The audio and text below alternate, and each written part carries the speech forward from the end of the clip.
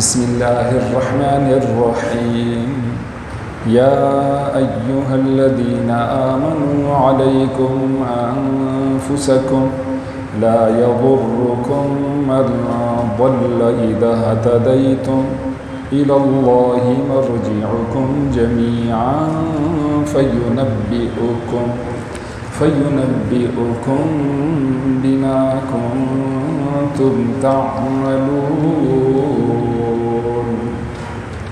صدق الله العظيم يا أيها الذين آمنوا اے ایمان والو علیکم انفسکم تم پر لازم ہے اپنی جانوں کی فکر لا یضر نقصان نہیں پہنچا سکتا کم تمہیں من ضل وہ شخص جو گمراہ ہوا اذا اہتدیتم جب کہ تم نے ہدایت پائی ہے جب کہ تم سیدھی راہ پر قائم ہو الی اللہ اللہ ہی کی طرف مرجعکم تمہارا لوٹنا ہے جمیعاً سب کے سب کا فینبئکم پس وہ تم کو بتلائے گا بما کنتم تعملون جو تم عمل کیا کرتے تھے۔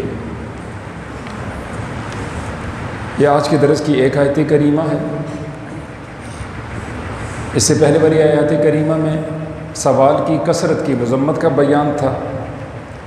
پچھلے درس میں خاص طور پر اللہ تعالیٰ جل شانہ نے اس بات کو بیان فرمایا کہ اے ایمان والو تمہیں چاہیے کہ تم قرآن و سنت کی طرف آ جاؤ، اور جو بات قرآن و سنت میں تمہارے لیے بیان ہوئی ہے وہی تمہارے لیے حرف آخر ہے۔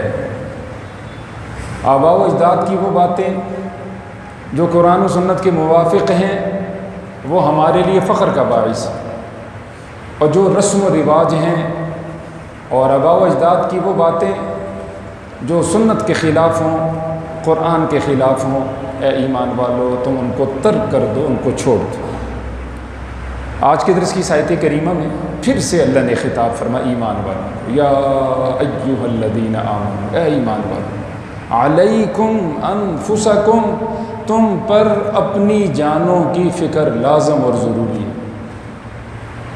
اس کا مطلب یہ ہے کہ سب سے پہلے بندہ اپنی ذات کے بارے میں سوچے میرا عقیدہ کیا ہے، آیا وہ قرآن و سنت کے مطابق ہے؟ میرا عمل کیا ہے؟ میرا عمل قرآن و سنت کے مطابق ہے یا مخالف ہے؟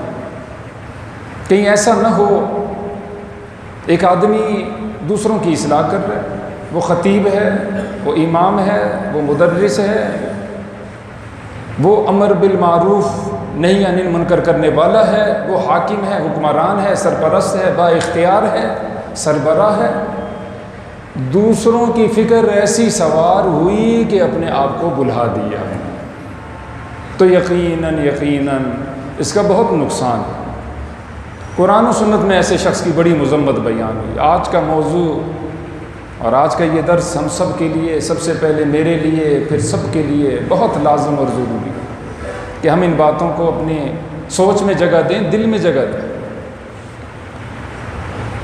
سورۃ الجمعہ میں اللہ تعالیٰ جل شانہ کا ارشاد ہے مثل الذین حملوا التوراۃ ثم لم يحملوها كمثل الحمار يحمل اسفارا بئس مثل القوم الذین کذبوا بآیات اللہ واللہ لا یہدی القوم الظالمین۔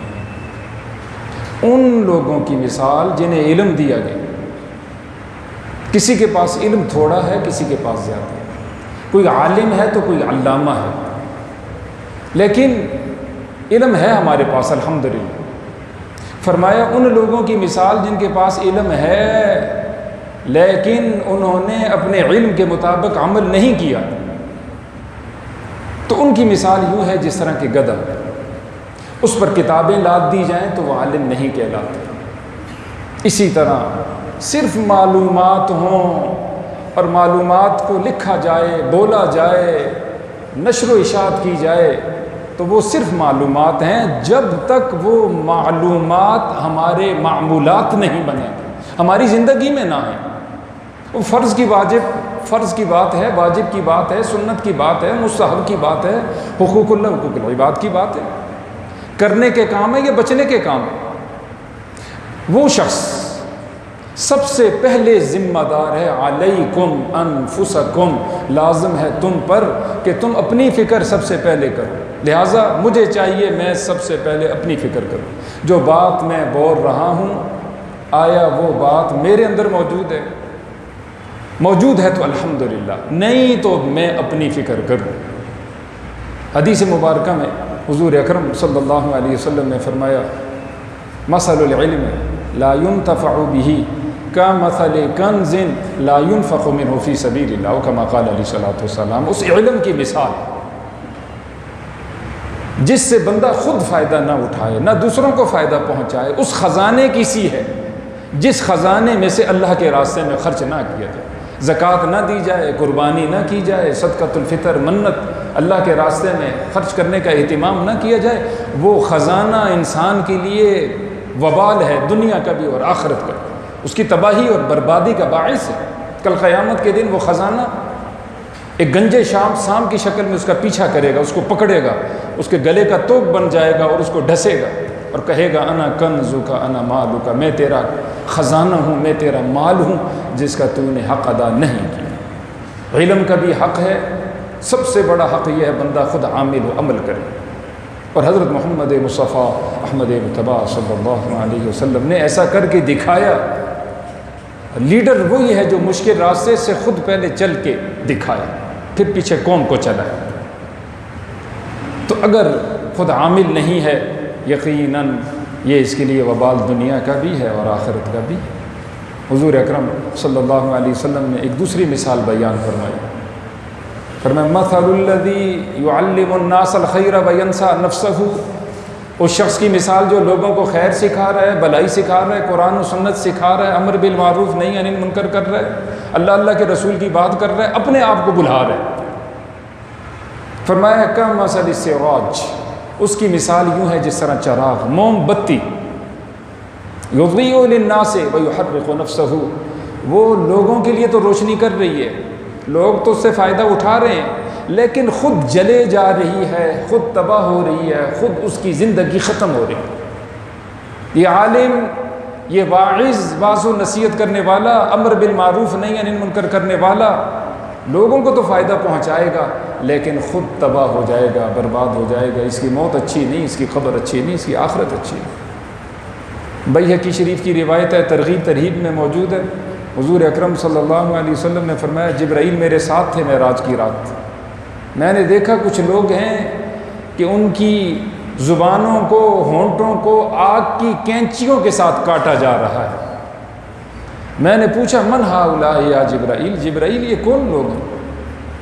تو جبرائیل نے عرض کیا خطباء من امتک الذین یعلمون الناس خیرا الذین یأمرون الناس بالبر وینسون انفسهم وهم یتلون الکتاب فلا یعقلون، او کما قال علیہ الصلوۃ والسلام۔ یہ آپ کی امت کے خطباء ہیں، واعظ ہیں، دوسروں کو نصیحت کرنے والے ہیں، جو دوسروں کو نصیحت کرتے تھے اپنے آپ کو بھول جایا کرتے تھے، اور یہ کتاب پڑھتے تھے، علم ان کے پاس تھا، معلومات تھیں، لیکن اس کے باوجود ان کو سمجھ نہ تھی کہ دوسروں کے لیے تو خیر خواہی ہے اور اپنے لیے بدخواہی ہے۔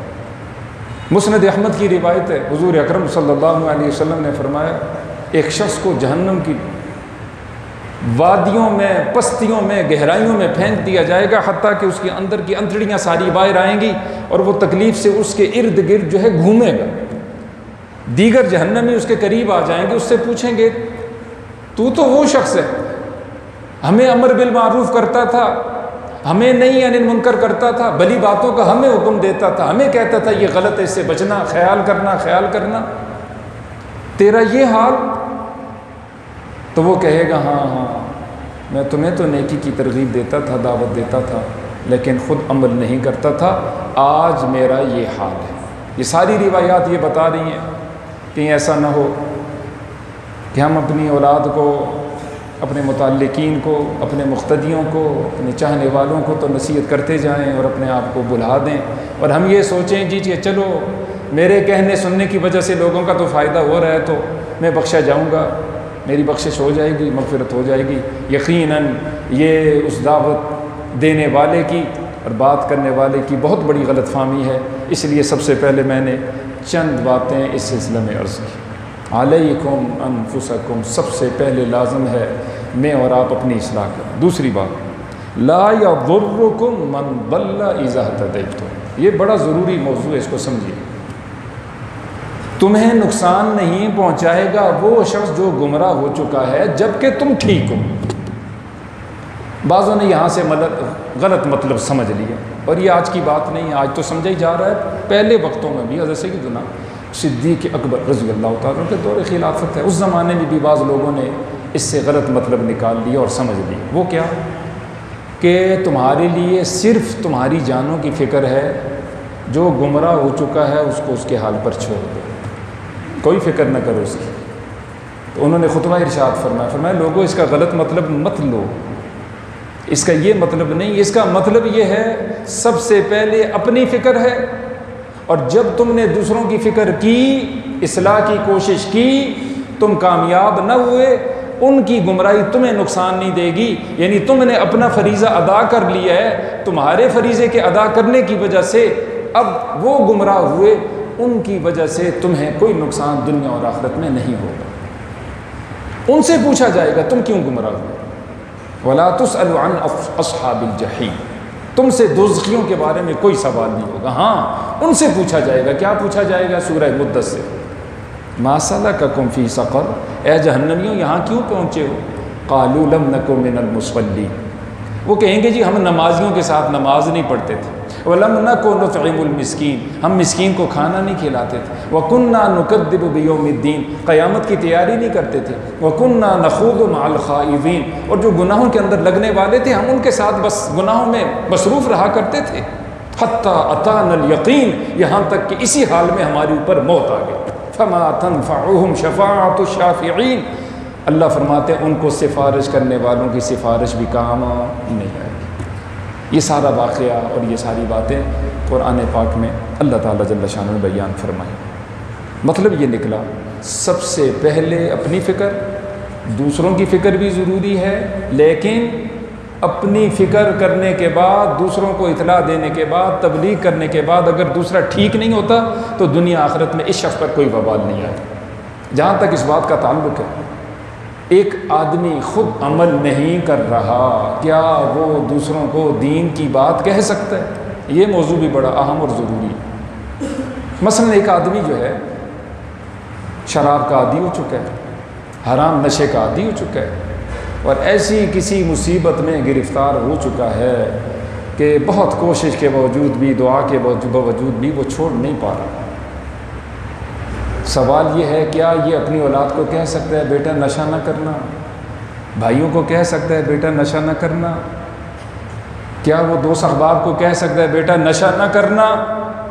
یا ایک قاتل ہے جس نے قتل کیا اور پھر وہ اپنے انصاف کی چکیوں میں پھر وہ پستا چلا گیا، اس کو پتہ چل گیا کہ میں نے یہ جو فاؤل کیا اس کی وجہ سے کہ میرے اوپر کیا حالات آئے، عزت میری گئی، مال گیا، قید ہوئی، میری جان جا رہی۔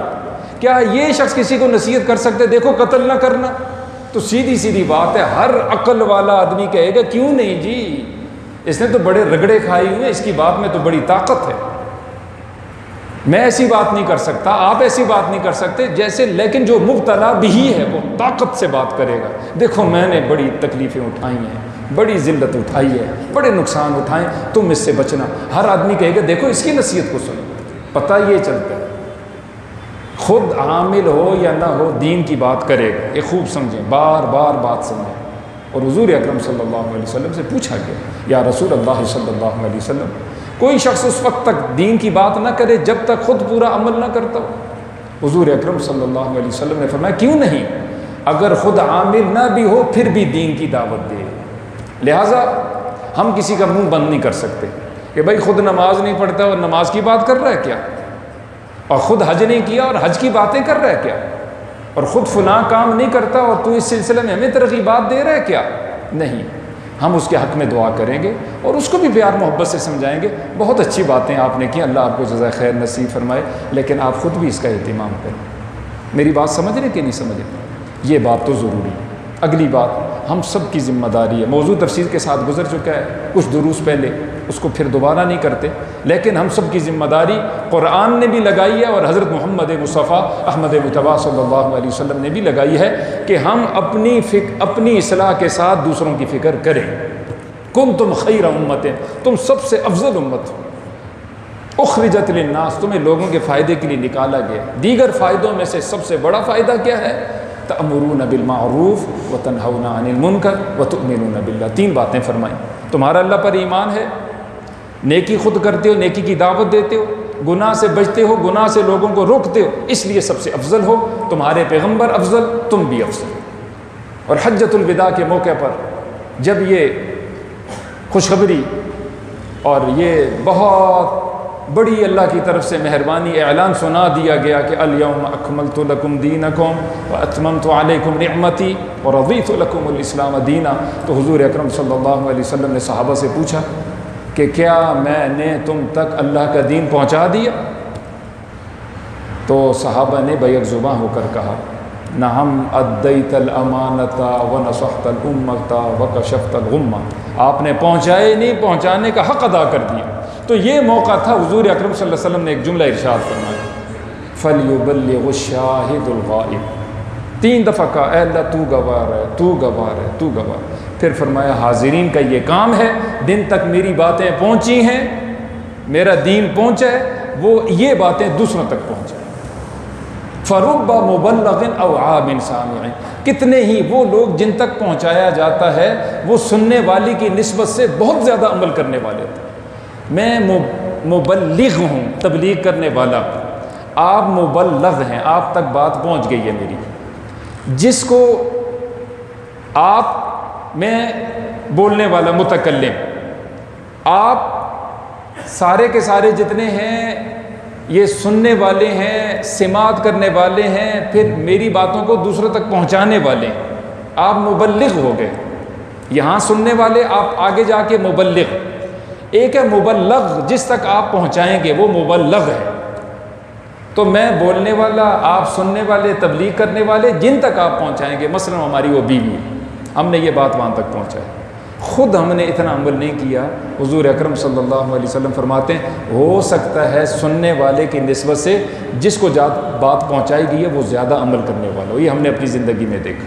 اس لیے بہت لازم ضروری ہے، جب قرآن بھی ہمیں کہہ رہا ہے اور حدیث بھی ہمیں کہہ رہی ہے کہ دین کے نور کو، دین کی روشنی کو، خواہ عقیدے کی بات ہو، اللہ کی توحید ہو، حضور صلی اللہ علیہ وسلم کی رسالت ہو، صحابہ کرام کی عظمت شان ہو، اہل بیت اعظام کی عظمت و شان ہو، اولیاء کی عظمت شانیں ہوں، قرآن و سنت کی بات ہو، میرا آپ کا یہ فریضہ ہے قرآن و سنت کے مطابق جو باتیں میرے آپ تک پہنچ رہی ہیں ہم دوسروں تک پہنچائیں، نہ پہنچائیں تو آخری بات۔ حضور اکرم صلی اللہ علیہ وسلم نے فرمایا والذی نفس محمد بیدی، قسم ہے اس ذات پاک کی جس کے قبضہ قدرت میں محمد صلی اللہ علیہ وسلم کی جان ہے، لَتَأْمُرُنَّ بِالْمَعْرُوفِ وَلَتَنْهَوُنَّ عَنِ الْمُنْكَرِ، ضرور بے ضرور تم امر بالمعروف کرنا، ضرور بے ضرور تم گناہوں سے روکنا۔